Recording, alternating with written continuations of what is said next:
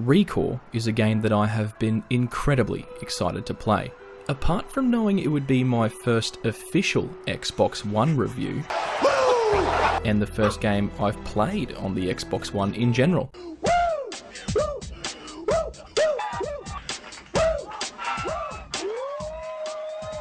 Recore is a title I have been eagerly watching since its reveal at E3 in 2015. And how could you not? Keiji Inafune, the man behind some of the biggest, baddest, and most recognisable gaming franchises and characters ever, has slapped his name on this thing.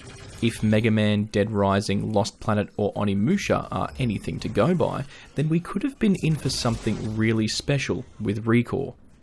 So by the time I had received my code, downloaded the game on Australia's carrier pigeon grade internet, installed the game and was ready to play, I was shitting my pants in anticipation. I booted Recore and waited for my adventure to begin.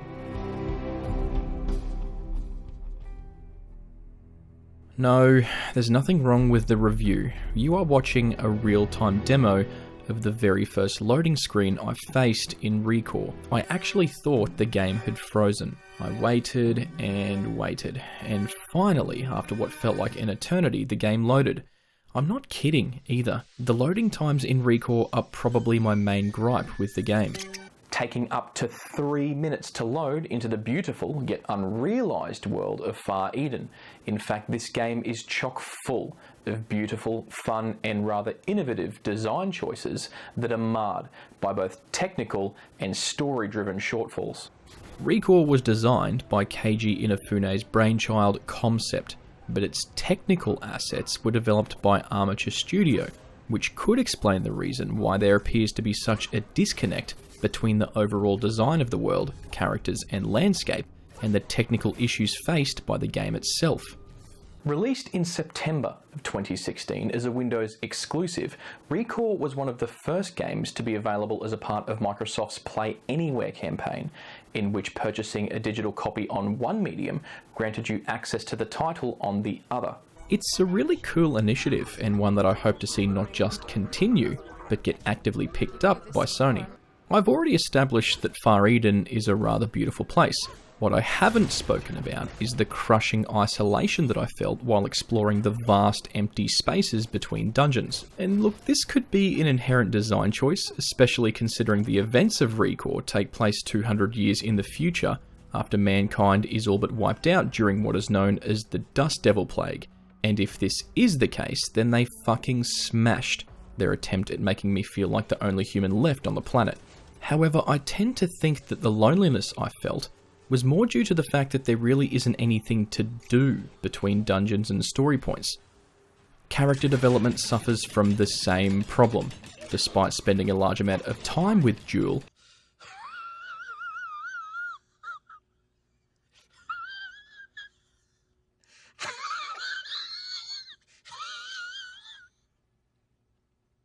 I never really cared about her all that much.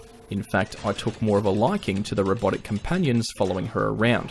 Considering these robotic little bastards have almost no personality at all, that really says something about how much fun Jewel would be at a party. Gameplay is consistent with many other modern-day open-world action-adventure titles. Mixes of Metroidvania thrown in here, morsels of third-person shooter thrown in there. The core bots that follow Jewel around, apart from being her only companions throughout the majority of the story, more or less serve to add personality to the abilities you will need to acquire to reach new areas and complete dungeons. Each bot has their own upgrade path and various strengths and weaknesses depending on the enemies being faced. A colour-based system that's pretty much a more visually appealing version of paper, scissors, rock is used to classify enemies into different types. Using the correctly coloured core bot or weapon on the correctly coloured enemy provides a damage boost, and in some cases is a requirement to do pretty much any damage at all. Upgrading the core bots and Jewel's own equipment consists of playing a tension-based minigame in which you rip the fucking souls out of your prey and infuse them, Shang Tsung style, into your own robotic buddies and guns. Within the game, there exist some very large roadblocks which halt all story progress until their requirements are fulfilled. These manifest themselves in the form of both a level requirement and a minimum core requirement in order to open dungeon doors and in some cases progress the story. I've read a lot of negative feedback in regards to this mechanic, with many calling it a padding technique that is used to add length to what would be an otherwise rather short game. And while I tend to agree with most of these comments, and even found myself switching my Xbox off in frustration after reaching an interesting story point, only to realise I had to spend the next 3 hours doubling back through the empty and redundant landscape to collect enough cores to find out what the fuck happens next, I also can't help but remember a very similar technique being used in Super Mario 64 to block players entering whatever level they chose from the start of the game. And despite swapping cores for stars, the same mechanic back then was celebrated. But I guess that speaks more to the evolution of the everyday gamer and what we've come to expect from our digital adventures than anything else. It shouldn't be this hard to review a game like Recore. It's a good game, and shades of a great game can be seen through the cracks in frame rate, long loading screens, and the odd technical glitch. But it's ultimately held back by technical difficulties and an unrealised story. A completely and utterly lackluster ending left me feeling disappointed, but hopeful that a sequel could iron out all the rough edges and give us the game that I know Recore can be.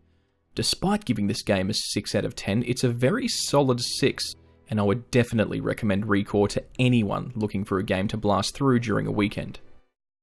Hey everyone, Matthew here from Ultra Super Mega. If you like what you saw, remember to hit subscribe on the YouTube channel and check us out on the web at allthews.ultrasupermega.com.au, and you can find us on Facebook as well. We've got a Twitter account, all that sort of stuff. And yeah, thank you so much for watching, and we'll see you in the next review.